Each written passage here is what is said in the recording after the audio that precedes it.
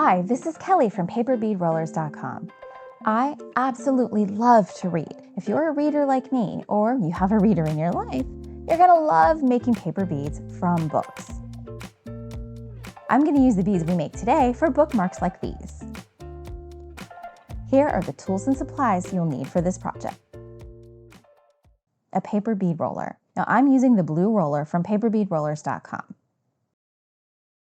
A cutting tool to cut the page out of the book, like a rotary cutter or a razor blade. Scissors for cutting the strips. And white school glue.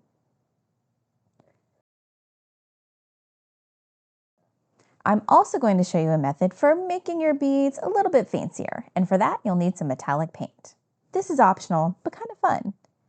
And you'll need a hardening glaze like DecoArt's Triple Thick. A brush, and of course toothpicks and a foam block to hold your beads while they dry. And last but not least, you'll need a book. One with thick paper and tight lines of text works best. Now, I couldn't bring myself to cut up a book from my own library, so I headed over to my local thrift store to see if I could find some good options. I was looking for some older books with yellowed vintage pages. I immediately spotted these gems. Talk about nostalgia. I had a set very similar to this when I was a kid. They've got these adorable line drawings throughout. But this isn't quite what I'm looking for.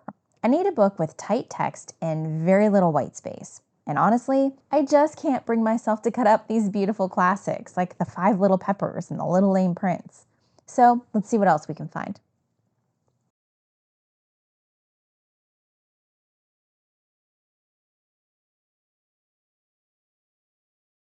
This one has potential, but let's see what else we can find. Oh, how about a hardback murder mystery? This is a much better option. Lots of pages with tightly spaced text. Let's buy it and give it a try.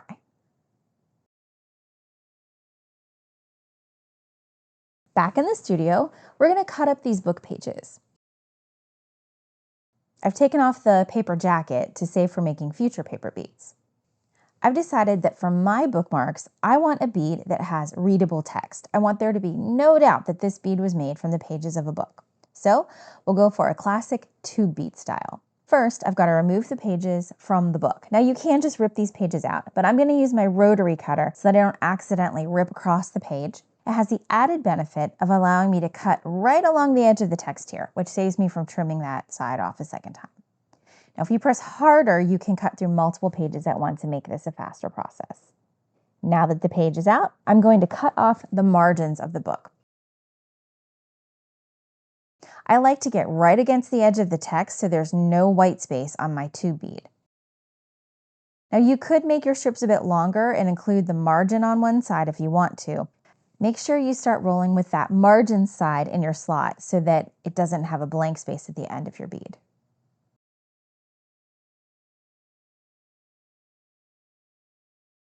Okay, it's time to cut the strips.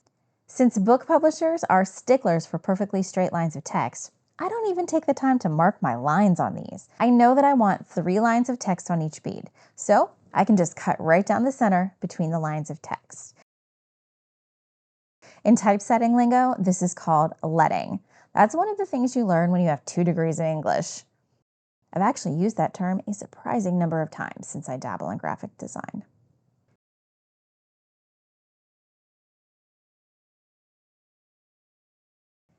Because every page in a book is consistent, I can cut 2 pages at once and the cuts are perfectly lined up.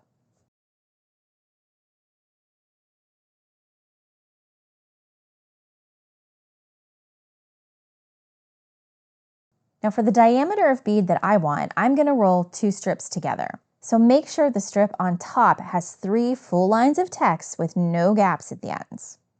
Slip both strips into the slot of your paper bead roller and begin to roll. Make sure you keep the strips lined up perfectly so you have even edges on your beads.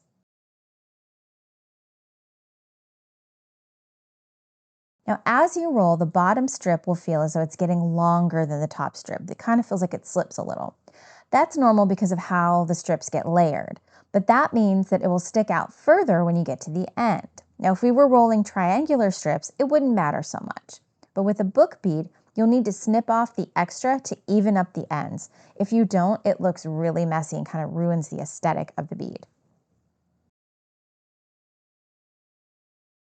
Now we just glue down both ends and let those dry.